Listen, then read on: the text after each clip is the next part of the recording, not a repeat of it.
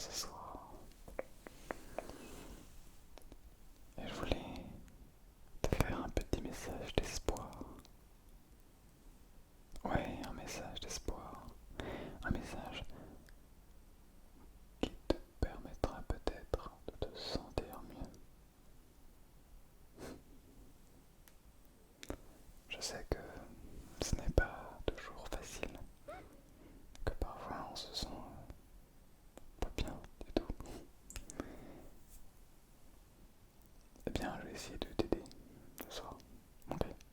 Si t'es d'accord, bien sûr. Ok. Eh bien, on va le faire. Alors déjà, je te recommande fortement de boire un coup d'eau. Je fais généralement ça dans mes vidéos parce que je sais que ça fait du bien. Et ça vous fait du bien aussi à vous qu'à moi. Aussi bien à vous qu'à moi.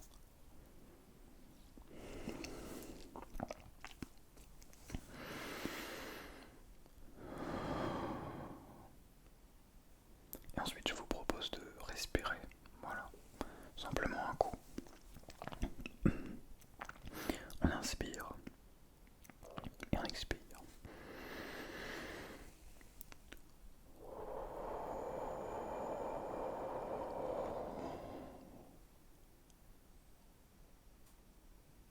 Impeccable. Merci d'avoir joué le jeu. Alors, aujourd'hui on est lundi. Pour ce deuxième lundi de cette année 2023, je me dois d'ouvrir ça. Alors, je vais refermer ça. Il ne va pas être facile à ouvrir et à fermer ça. Je le sens. Alors, oh oui.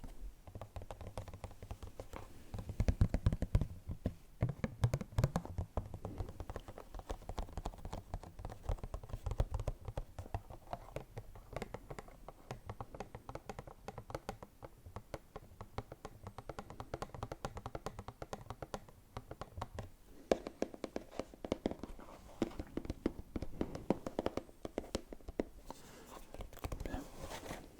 Alors, voici donc cette petite enveloppe, ce petit mot.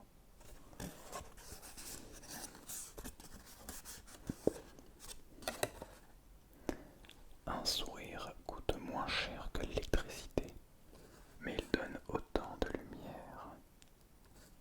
Un sourire coûte moins cher que l'électricité, mais il donne autant de lumière.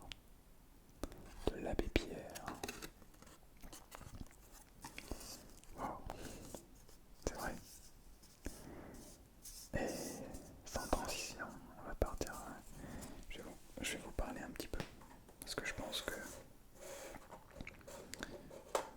Alors déjà, si vous sentez pas bien, que vous êtes dans un moment difficile, n'hésitez pas à venir discuter, soit avec les gens de la communauté sur Discord.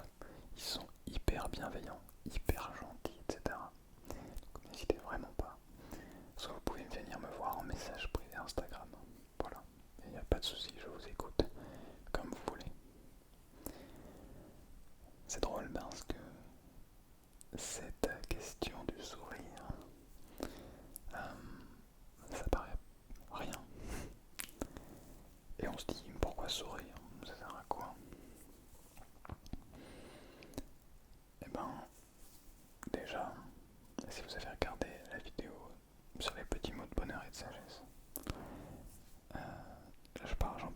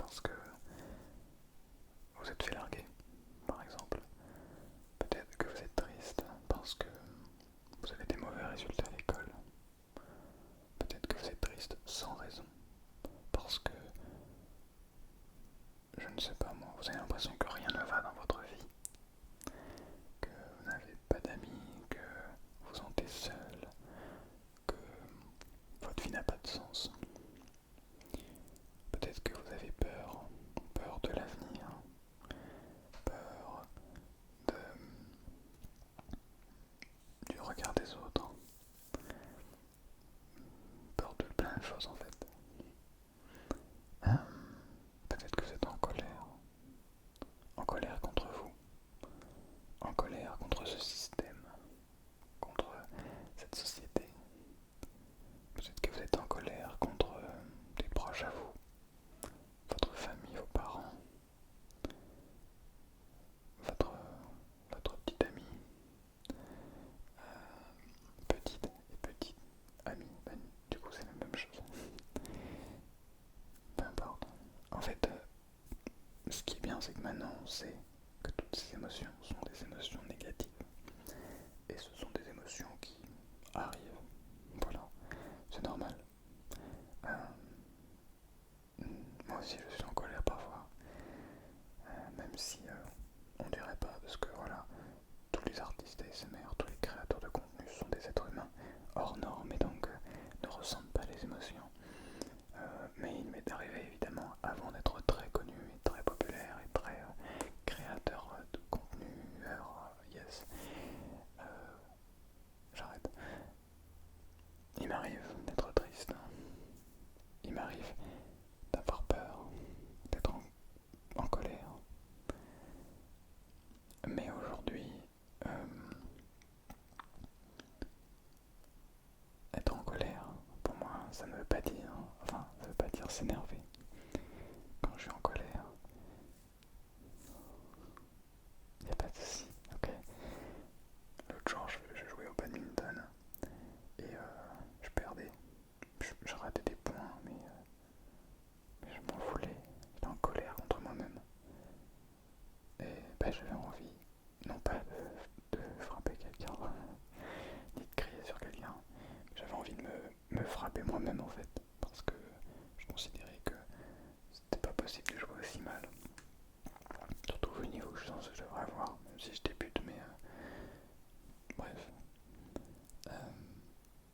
Et ben, en parlant avec mes proches, et ben, j'ai remarqué que, ok, j'étais en colère, mais il n'y a pas de souci. Et ben, c'est la même chose pour toi. Cette émotion que tu as l'impression qui définit toute ta vie, finalement. Quand tu es triste, tu as l'impression que toute ta vie est triste. Quand tu as peur, tu as l'impression que tu vas toujours avoir peur, que ça peut t'arriver à tout moment dans toute ta vie, que ça ne s'arrêtera jamais. Et malheureusement, pour certaines personnes, c'est invivable. Parce que on a l'impression que on est triste, qu'on est au bout du bout, qu'on ne peut plus rien perdre, qu'on ne peut plus aller plus bas. Et du coup, on se dit impossible de remonter, impossible. Pourtant, je vous le garantis, vous allez remonter. Si vous êtes... Alors la théorie des hauts et des bas, c'est marrant, mais bref. Ça ne veut pas tout et rien dire, mais dans le sens où si vous êtes dans un moment difficile, ça ne définit pas votre vie. Ce n'est pas parce que vous êtes triste actuellement que vous serez triste dans une semaine, dans un mois, dans un an. Ça ne veut pas dire ça. Peut-être que oui. Et peut-être pour d'autres raisons. Sûrement pour d'autres raisons même. Parce que, même si on dirait pas, mais les émotions ça passe vite. En fait on dirait pas, les émotions négatives ça passe vite parce que quand on ressent une de ces émotions, on les vit pleinement et on a l'impression qu'elles durent des heures, des jours, des semaines, des mois, ça dure super longtemps. En fait peut-être pas tellement, pas plus que les moments de joie. Mais pour un bon exemple, regardez des enfants qui jouent. Parfois ils vont être super contents, ils vont être joyeux. Toi tu te demandes mais comment c'est possible d'être aussi heureux. Et puis il y en a un qui va tomber ou qui va recevoir un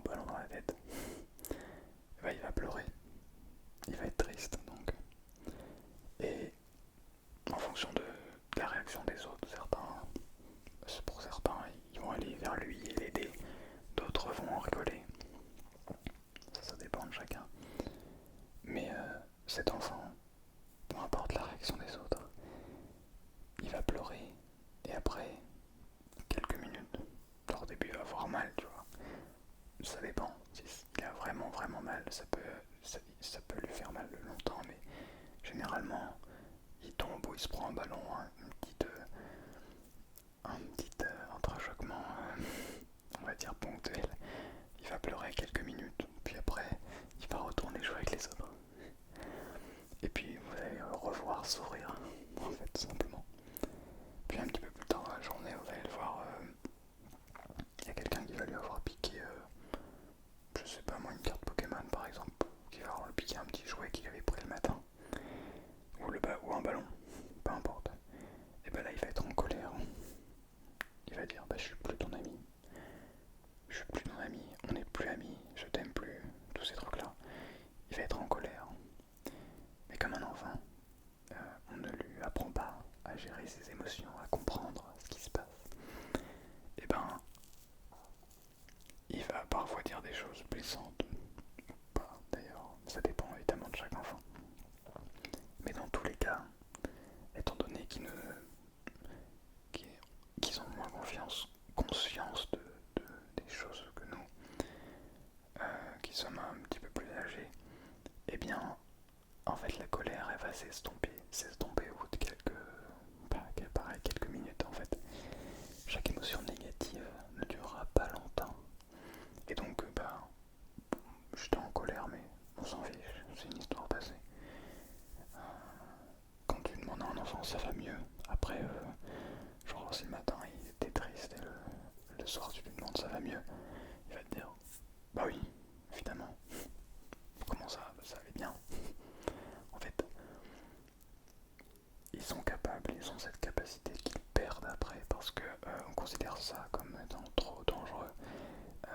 Cette capacité d'accepter en fait d'être en colère, d'être triste et de la vivre pleinement. Et une fois qu'ils l'ont vécu pleinement, il n'y a pas de souci en fait, parce que cette colère, cette tristesse, elle est là, elle est passée. Maintenant, on peut repartir à autre chose. Tandis que nous, quand on est triste, on va se poser plein de questions. On va se dire pourquoi est-ce que je suis triste? Pourquoi ça n'arrive qu'à moi?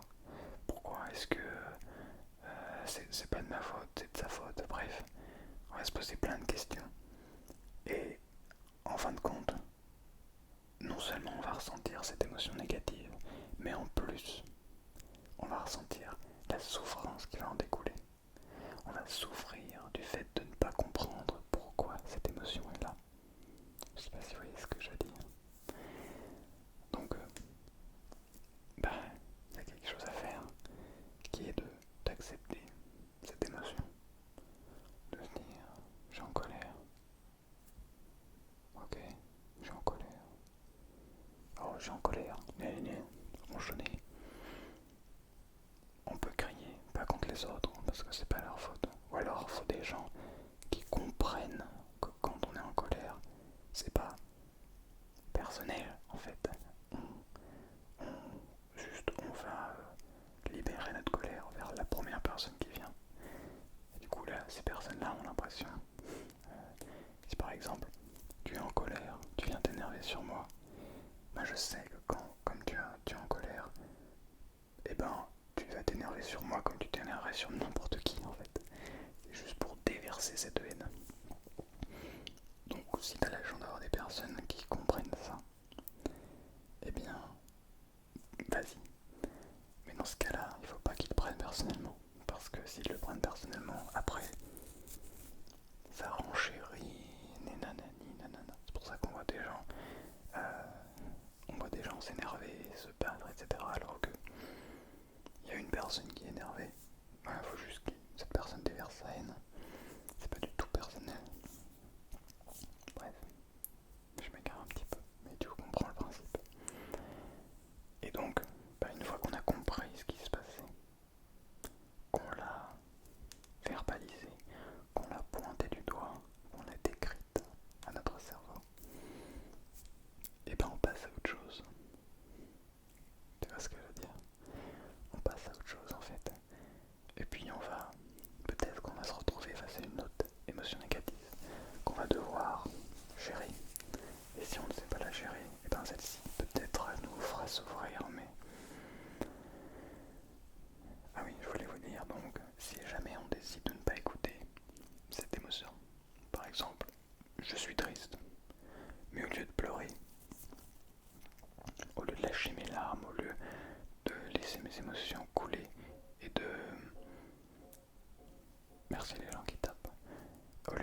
ça a coulé, et ben on va dire non, c'est bon, je suis pas triste. Tu vois les yeux rouges là, avec les larmes qui veulent sortir, mais non, je suis pas triste. Je suis pas triste. C'est pas vrai. Et après, eh bien, on va se retrouver dans des situations où on va pas accepter qu'on était triste. Et donc on va faire comme si tout allait bien. Alors que, en gros, pour vous dire, pour schématiser, on va dire qu'il y a des couches. Hop là, il y a une couche de joie qui arrive. La base est là. Couche de joie qui arrive. Super impeccable. On la prend. Une fois qu'on l'a utilisée, elle part. Couche de tristesse. Bon bah là on a deux choix. Soit on la regarde, on l'écoute, on lui parle, on la chérit, etc. Une fois que c'est terminé, elle s'en va. Mais si on décide de faire comme si elle n'était pas là, bon, on va se dire, génial, chouette, il y a une couche de joie qui arrive au-dessus. La couche de joie. Désolé, c'est mes mains, au cas où. La couche de joie arrive au-dessus, mais la couche de tristesse est toujours en dessous. Donc on fait comme si on était en joie, mais une fois que la joie sera partie, hop, il reste encore la tristesse. Chut. Mais si on accumule colère, dégoût, tristesse, peur, etc., et ben on va emmagasiner tout un tas d'émotions négatives qui sont comme des sortes d'affaires non résolues qui restent à l'intérieur de nous et qui nous pèsent en fait. Et c'est pour ça qu'après on a besoin d'aller plus loin en fait dans l'écoute de soi, parce que on a beaucoup de entre guillemets du retard. Ça se travaille évidemment, il n'y a pas de souci. N'importe qui peut enlever toutes ces couches. Mais du coup, c'est le problème, c'est qu'on n'accepte pas généralement nos émotions. Alors qu'au contraire, une fois qu'on accepte toutes ces émotions, on est au truc de base. Donc, dès qu'il y a un nouveau, c'est comme si vous êtes dans votre boîte mail. Si jamais vous regardez, vous avez un nouveau mail, vous le lisez et puis vous le laissez là. Et ben vous allez d'abord avoir quelques mails qui s'accumulent, puis une dizaine, plusieurs dizaines, une centaine, quelques centaines, parfois des milliers. Et ben après, ça se vide, tout ça. Évidemment que ça se vide. On peut gérer des centaines, des milliers de mails, ça demande pas mal d'heures quand même. Mais ça peut gérer. Mais c'est plus difficile, plus long, ça demande un effort continu sur de long terme. Enfin sur de long terme, ça demande un gros effort court. Et c'est pas terrible parce que dans la charge mentale, on a toujours plein de mails qui traînent et on a envie qu'ils s'en aillent. Mais il faut les trier. On a toujours ça, on se dit bon, faut qu'on les trie. Bah, c'est à peu près comme des émotions. Voilà. Donc quand vous avez une nouvelle émotion qui arrive, c'est comme un nouvel email. Voilà. Petite notification d'email. Oh tiens, vous avez colère qui vous envoie un message. Tu t'es fait voler cette carte. Très bien. Alors maintenant, tout ce que tu vas faire, c'est essayer de comprendre. Soit tu essaies de t'énerver, soit tu essaies de comprendre, etc., etc. Et tu fais tout le processus pour bien, genre, cette émotion-là, elle est là, affaire résolue, classée. Hop là, ça s'en va. Ça va pas à la corbeille. Non, ça va dans ta pile d'affaires résolues. Ça va dans ta pile de satisfaction émotionnelle. Tu vois ce que je veux dire? Genre en gros, cette émotion, elle est réglée. Et maintenant, je sais, j'ai une plus grande idée de comment réagir face à telle ou telle situation. Voilà. Bref, j'espère avoir pu t'aider, t'aiguiller un petit peu si tu avais des problèmes. Bien sûr, dit comme ça paraît facile. Ça ne l'est pas. Donc si tu n'y arrives pas du jour au lendemain, c'est normal. D'accord? Ça demande vraiment du temps. Et si tu vas bien et que tu arrives à comprendre tout ce que j'ai dit, eh bien bravo à toi. Dans ce cas-là,